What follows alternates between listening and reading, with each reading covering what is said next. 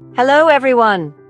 Today I'm diving into the fascinating world of medicinal fungi, focusing on reishi and turkey tail mushrooms. These two fungi have shown incredible promise in oncology, particularly in immunomodulation and inflammation control. So let's take a closer look. Ganoderma lucidum, commonly known as reishi, is a large woody fungus with a glossy reddish-brown kidney-shaped cap. It grows on decaying hardwoods in humid forests. But what makes reishi so special? Its key bioactive compounds include triterpenoids, polysaccharides, and peptidoglycans. Triterpenoids have demonstrated anti-proliferative and anti-metastatic activity by inhibiting angiogenesis and modulating NF-κB and MAC signaling pathways. Polysaccharides, especially B-glucans, boost immune surveillance by stimulating macrophage activity, increasing natural killer cell function, and promoting the 1 cytokine production. For clinical use, the most potent form of reishi is a hot water extract of the fruiting body, often available in standardized capsules or tablets. This form ensures you get a consistent dose of those crucial B-glucans.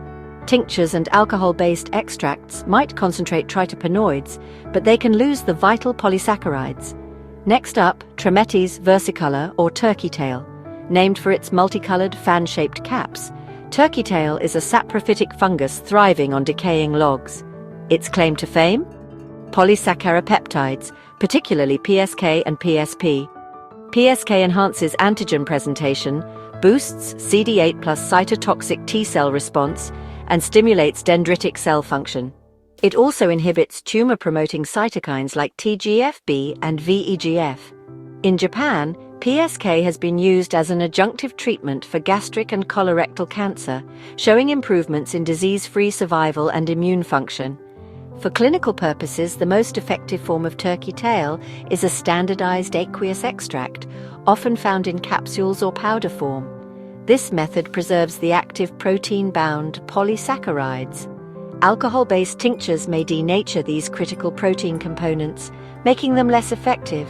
Remember, reishi and turkey tail are not cytotoxic agents, but rather immune enhancers. Continued clinical evaluation is necessary, but current evidence supports their cautious integration into multidisciplinary cancer management. This content is for educational purposes only, and not a substitute for medical advice.